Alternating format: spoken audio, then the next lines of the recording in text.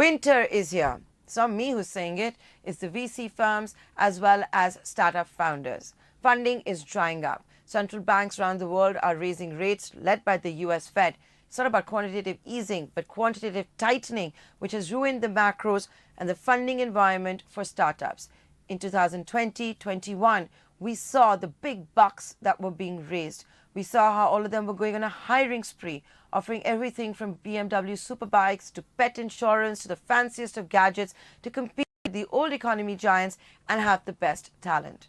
But what we've seen now in the last couple of weeks, the winter, sharp markdowns in valuations, funding drying up, a focus on the bottom line and not growth at any cost. And all of this has tragically come also at the cost of employees. More than 11,000 employees in the startup universe have been fired in recent weeks. Some of them are celebrated startups, from an Unacademy to a Meesho to Byju's Whitehat Jr. The list goes on and on and on. What's going on?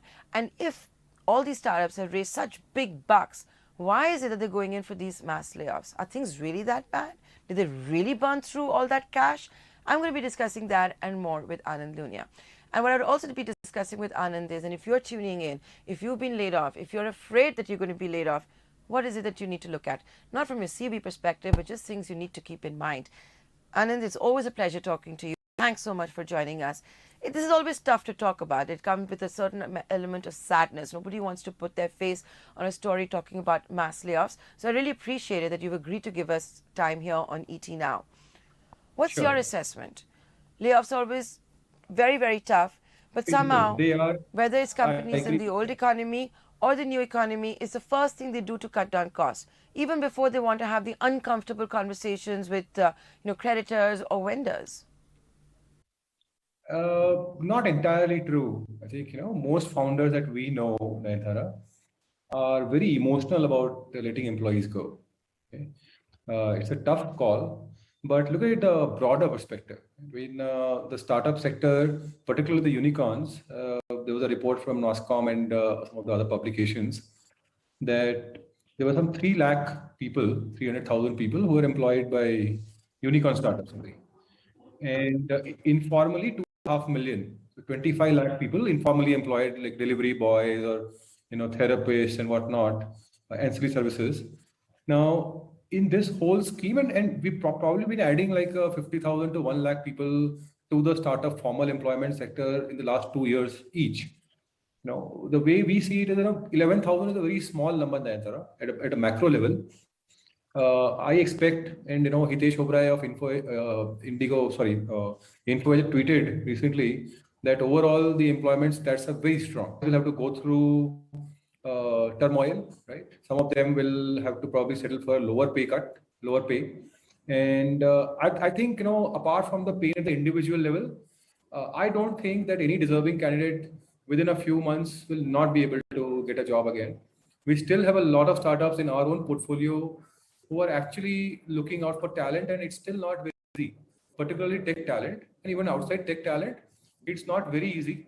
There are a lot of jobs there. New startups will continue to be formed. Maybe there's a gap of 3 months, 6 months, but people will find another job. So on the whole, I think, and why is this important? The way I see it, Nayantara, is these people, these founders, the CEOs, they need to save the jobs of the other people, right? I mean, we're talking about some 30 lakh people jobs at stake here. Companies need to be solvent. They need to survive. And the way I look at it is that by letting go of 10% people, maybe even less at an aggregate level, you are saving the jobs of the rest of the people who are attached to the startup world. And at the same time, 10%, even if the startup world was to lose 10% people, that's a very small number to get absorbed. There might be a lag, it'll be painful, may have to settle for a lower salary, but we'll come to that. I mean, you had another question, and I look forward to answering that one also. Okay, here it is, asking you this. The fact is that, and this was something that was being raised by a lot of the IT giants who've been around since the 90s, right? Saying there's absolute insanity when it comes to salaries. Doesn't matter if some IT company CEOs take an 80% plus hike, but they were talking about how the compensation packages had stopped making sense. They didn't want to compete with those. There's been a global shortage anyway of engineers. And attrition levels had hit unprecedented levels. That's true. So, How Nayantara, do you what see happened? all of this normalizing? Right.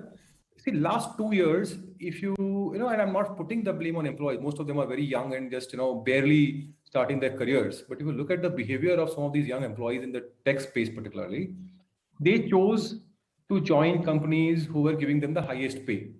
Right? They actually went to the highest bidder for their talent. They chose to go to companies who were the fastest in raising money and who were raising very frequently. Now, if you are an employee and you see that my employer needs to raise money every 6 months to survive, that is probably not the place you want to go and build your career. Right? You probably don't want to be hopping jobs every year, just because somebody is giving you a pay hike.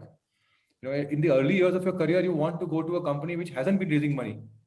You want to spend like at least 3, 4, 5 years, really build something, see the success of a product, be a part of a success, and then maybe move on. But in last 2, 3 years, the little bit of naive greed that we saw from employees, right? And particularly the ones who said, "Oh, this startup is making headlines, so and they're raising a lot of money, and they're of course offering me a big package. Let me join there." That itself was a wrong decision. You like go back 20 years ago or 10 years ago, Nayantara. I mean, I am sure people who advise you to about picking up your first gig would have told you that go to a good place, go to a place which is stable, go where you can learn, less churn, less turmoil. Not a fancy place, learn really good work, right? But here, unfortunately, driven by the hype and hoopla around the jobs and packages, and you mentioned the BMWs and all, people who fail for that, they will actually be facing the maximum amount of pain. If you look at it, companies which haven't raised a lot of money in the last 2, 3 years, they aren't letting go of people. It is the companies which have been raising money very frequently. They are the ones who are facing this pain. So I think that's the lesson there.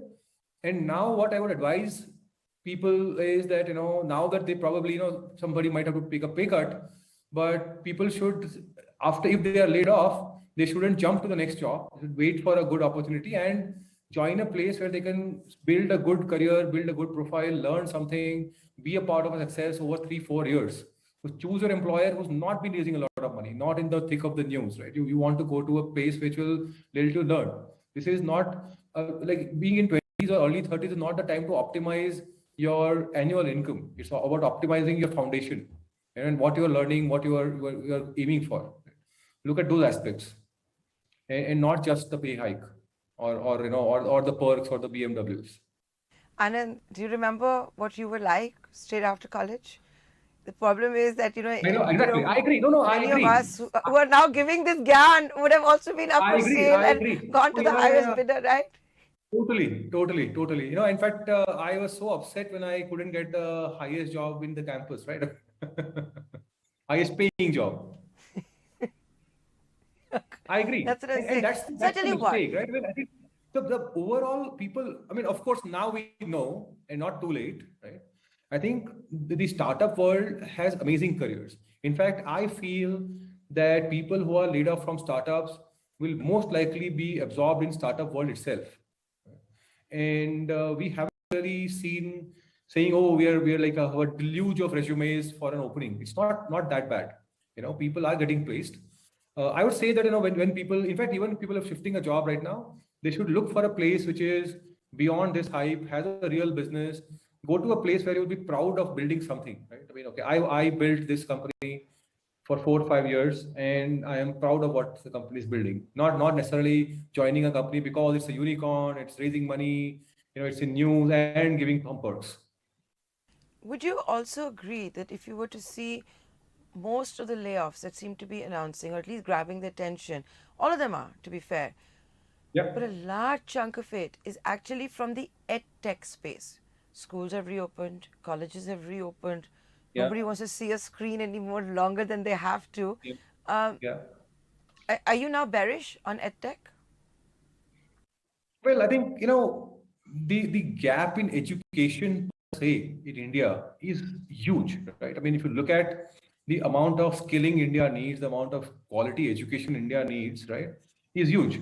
I believe that some of these companies will now reposition themselves as education companies, not ed tech companies. Right?